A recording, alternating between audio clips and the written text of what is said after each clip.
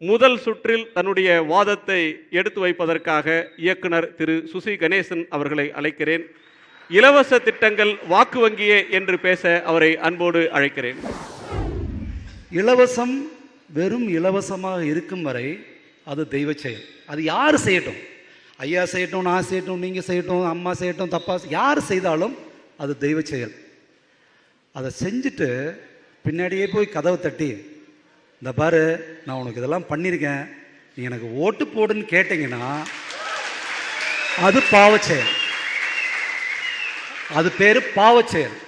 அதாவது யார் கையில காசு இருக்கோ ஊர்ல பணக்காரங்க தர்மகாரியம் பண்ணலாம், அரசாங்கம் அதை செய்யக்கூடாது. உண்மை, செய்யலாம். செஞ்சுட்டு அந்த அரசாங்கம் அன்னைக்கே வீட்டுக்கு போய் சந்தோஷமா நான் செஞ்சுட்டேன் போதும் நிம்மதின்னு போயிட்டா பரவாயில்ல. ஆனால் அடுத்த எலெக்ஷன்ல வந்து ஓட்டு கேட்டிங்கன்னா அதுக்கு பேரு வாக்கு வங்கி. நல்லா புரிஞ்சுங்க, இலவசம் தப்பல்ல. அந்த இலவசத்தை கொடுத்துட்டு பின்னாடியே போய் ஓட்டு கேட்கறது மட்டும்தான் தப்பு. அதாவது இலவசத்தை செய்யற கட்சி அடுத்த தேர்தலில் போட்டியிடாமலே போட்டியிடலைன்னா உன்னை நான் தான், நீ தான் உலகத்தினுடைய மகா பிரபுன்னு நான் கொண்டாடுறேன், உலகம் முழுக்க போஸ்ட் அடிச்சு நான் ஓட்டுறேன். ஆனா நீயே வந்து நான் இதெல்லாம் பண்ணிருக்கேன் பாத்தியான்னு போஸ்ட் அடிச்சு போய் ஓட்டு கேட்டேன்னா அதுக்கு பேர் என்ன? இப்போ இப்படி வச்சுப்போம், வலது கையில கொடுத்தது இடது கையிலுக்கு தெரியாதுன்னா அது பேரு கொடை. வலது கையில கொடுத்துட்டு இடது கையில கதவை தட்டி எனக்கு ஓட்டு போடுன்னு கேட்டா அது பேர் அரசியல்.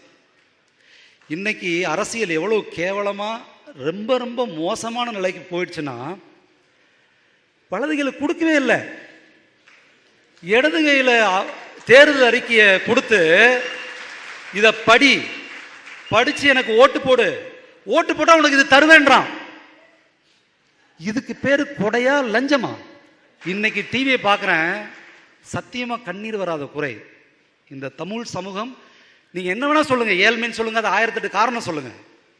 ஐயோ கொடுமைங்க. இந்த கொடுமைக்கு யார் காரணம்? இந்த 20-30 வருஷ அரசியல் எப்படி ஆகி போச்சு தெரியுமா? அந்த சுய கௌரவம் நரம்ப பிடுங்கி புதைச்சாங்களா இல்ல எரிச்சிட்டாங்க. ஆக்சுவலா சத்தியமாக அந்த சுய கௌரவம் இருந்திருந்தால், ஏங்க எனக்கு வேண்டாத பொருள் எனக்கு தேவையான ஓசையில கொடுக்க நீ யாருன்னு கேட்டிருப்ப. 50-60 வருடங்களுக்கோ 100 வருடங்களுக்கோ 1000 வருடங்களுக்கோ முன்னாடி இந்த தமிழன் இலவசமாக வாழல, எந்த கல்வெட்டு சொல்லல. ஒருவேளை மழை பொய்த்து போனால் வரி இலவசம்னு மன்னன் சொல்லியிருப்பான். இப்படி வீடு வீடாக கதவை தட்டி இந்த பார் உனக்கு இது பண்ணியிருக்கேன் மறந்துடாத என்ன அடுத்த எலெக்ஷன்ல சொல்றது, இது மக்கள் நலனா வாக்கு வங்கியா? வளர்ந்த நாடுகள்லேயே இலவசங்கள் வேற வடிவத்தில் இருக்கு. போக்குவரத்துக்கு, பொது போக்குவரத்துக்கு இலவசம் இருக்கு.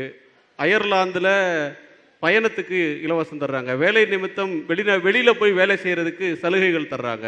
ஒரு குழந்தை பிறந்த உடனே ஸ்பெயின்ல ஒவ்வொரு குழந்தைக்கும் 2000 பவுண்டு இலவசமா கொடுக்குறாங்க. வளர்ந்த நாடுகள்லயே இலவசம் அப்படின்றது ஒன்று. சுவிட்சர்லாந்துல சும்மா உட்காந்துருந்தா நீங்க போதும். ஏன்னா சுவிட்சர்லாந்து தாங்க நம்ம, சுவிட்சர்லாந்து தானே. ஏங்க ஒரு கவர்மெண்ட் உன்னை பதவிக்கு உட்கார வைக்கிறது ஒரு நல்ல காரியம், ஒரு அடிப்படை கட்டமைப்பு வசதிகளை உருவாக்குறதுக்கு. தனித்தனி வீடுகளா போய் வீடுல இருக்க தனிப்பட்ட மனிதன் வாக்காளனை திசை திருப்புவதற்காக நாக்கில தேன் தடவர மாதிரி திட்டங்கள் மட்டும்தான் இலவச திட்டங்கள், வாக்கு வங்கிகள். நீங்க எங்க இலவச ஆஸ்பத்திரி நல்லா பண்ணுதுங்கிறதுக்கு யாராவது ஒருத்தர் போய் ஓட்டு போடுவாங்களா? இல்ல எனக்கு ஒரு வச்சுக்கங்களேன் உதாரணமா. சுசி கணேசன், பொதுவா தமிழ்நாட்டில் நீங்க சொல்றது முக்கியமான ஒரு கேள்வி. நீங்க இந்தியா முழுக்க சுற்றுப்பயணம் செய்கிறவர்.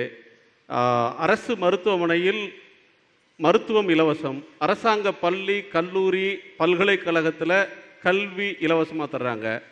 இப்போ சாலைகள், பாலம், போக்குவரத்து வசதி, அடிப்படை கட்டமைப்பை நீங்க செய்யாம எல்லா பணத்தையும் இதுக்கு தர்றாங்களா அப்படின்ற கேள்வியை முன்வைக்கிறீங்க.